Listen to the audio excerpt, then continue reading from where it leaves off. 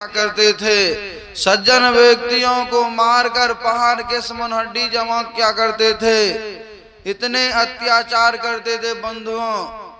तो जिस भक्ति के द्वारा प्राणियों को दुख मिले, कष्ट मिले, वह भक्ति परमात्मा को स्वीकार नहीं होता है। भले लोग अज्ञानी ब्राह्मणों के फेरे में रहकर वह भ्रमित हो जाए, रास्ता भूल जाए, समय बर्बाद कर दे, मगर बंधुओं वह भक्ति से कल्याण होने वाला नहीं है।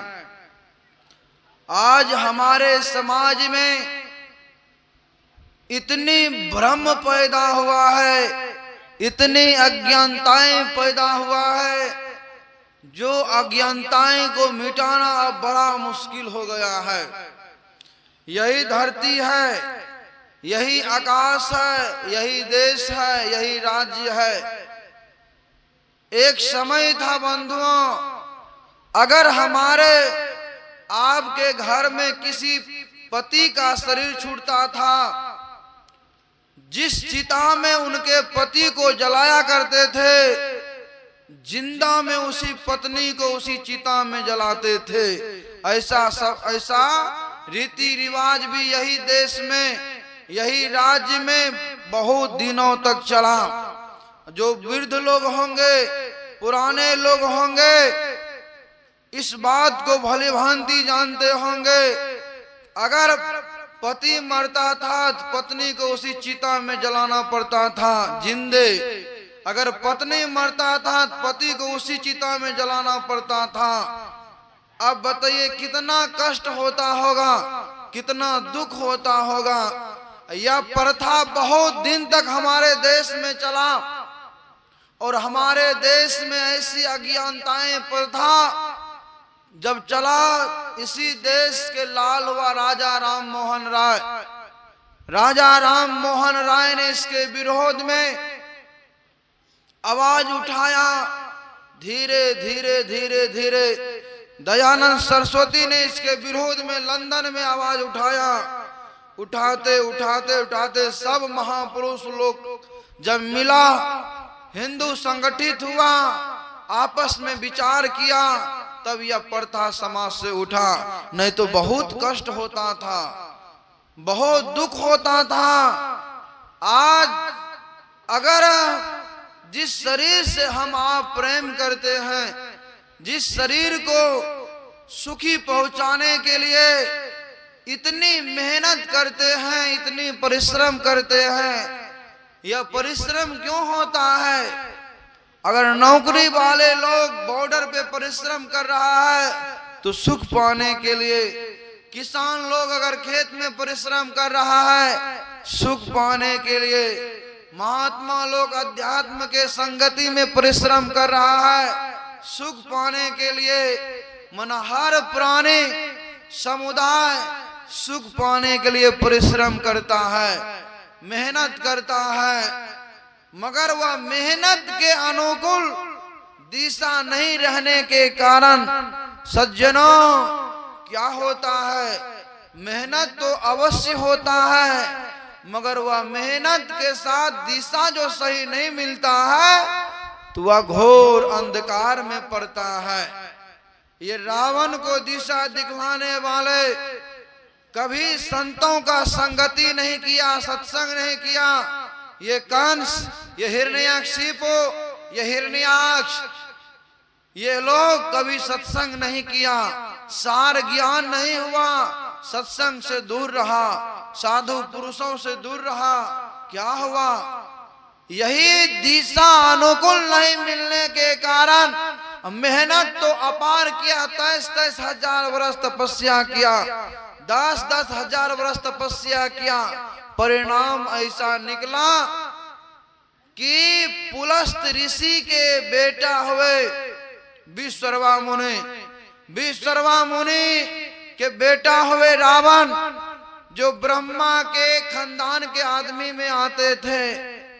जो ब्रह्मा, जो सृष्टि करता ब्रह्मा है, उनके परिवार में आते थे, उनके जाति भाई थे।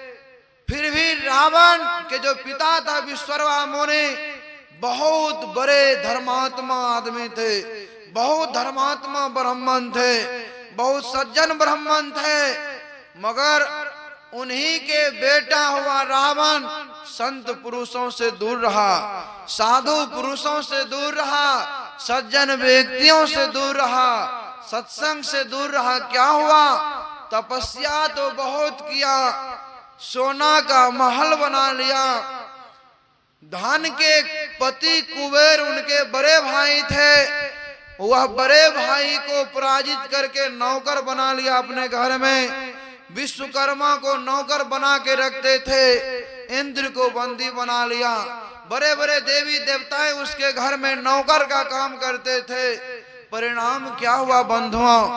इतनी अपार मायावी शक्ति रहने के बावजूद भी, इतना बड़ा लंका सोना का रहने के बावजूद भी क्या हुआ?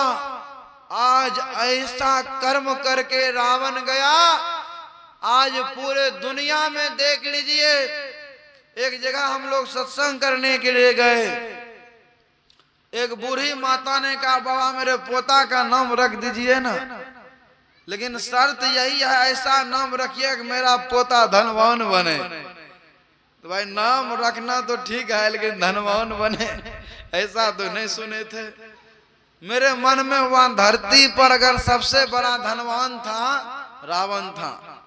रावण बहुत बड़ा धनवान था। का रावण नाम रख दीजिए दादी जी। का नहीं बाबा रावण नहीं रखेंगे। का रावण के बाद दूसरा स्थान कंस का था, बहुत बड़ा धनवान, कंस रख दीजिए। नहीं बाबा नहीं रखेंगे। का कंस के बाद तीसरा स्थान दुर्योधन का दे दीजिए, दुर्योधन रख दीजिए। नहीं बाबा नहीं रखेंगे। दुर्योधन के बाद हिरण्याक्ष को दे दीजिए, नहीं रखेंगे। हिरण्याक्षिपु को दे दीजिए, नहीं रखेंगे।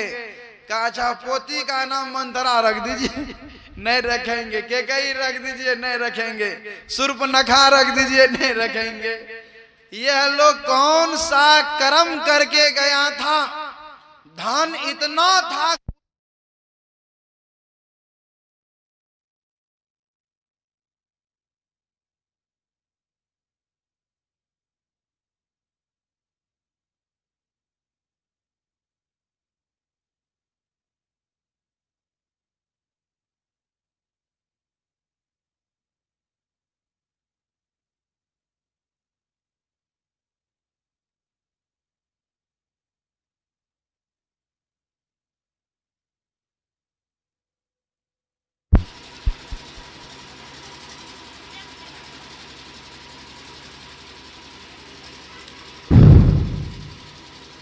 श्री सद्गुरु महाराज की जय। श्री सद्गुरु महाराज की जय। इन सब महापुरुषों ने कैसा कर्म किया? इतने बड़े धनवान, धन के पति कुबेर जिसका नौकर बना था, वह राजा रावण कौन सा कर्म करके गया? आज भिखारी का बच्चा भी रावण नाम रखना नहीं चाहता है। कंस कैसा कर्म करके गया? आज एक गरीब, जिस गरीब को रोटी 24 घंटा में एक बार मिलता है, वह गरीब के बेटा भी अपने बेटा का नाम रखना नहीं चाहता है। कंस, रावण, कुंभकर्ण, मेघनाथ कैसा कर्म करके गया था।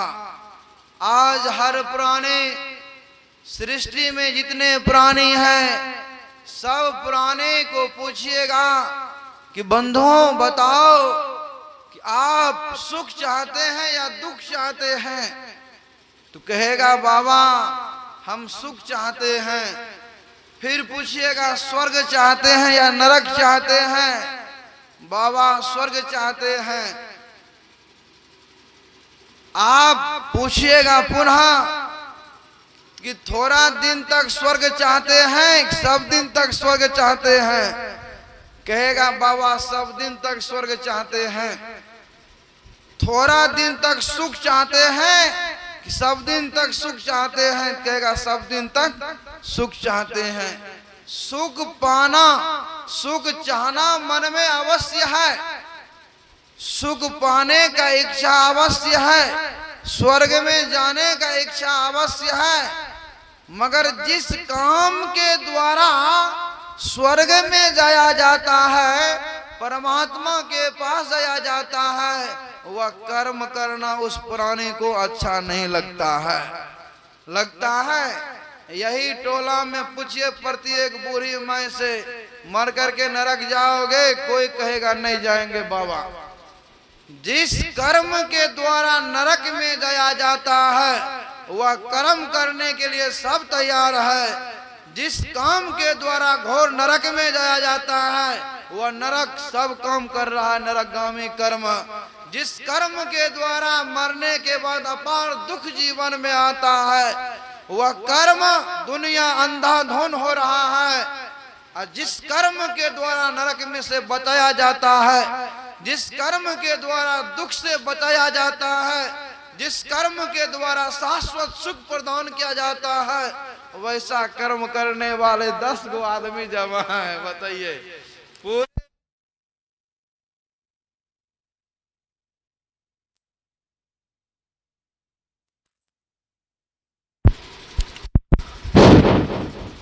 पूरे टोला मिला करके 10-20 आदमी जमा है। आप परिणाम निकालिए, आप परिणाम निकालिए। पूरे टोला मिला करके 10-20 आदमी आप लोग स्वर्ग जाने वाले हैं, गुरु को चाहने वाले हैं, गुरु के लोग जाने वाले हैं। परमात्मा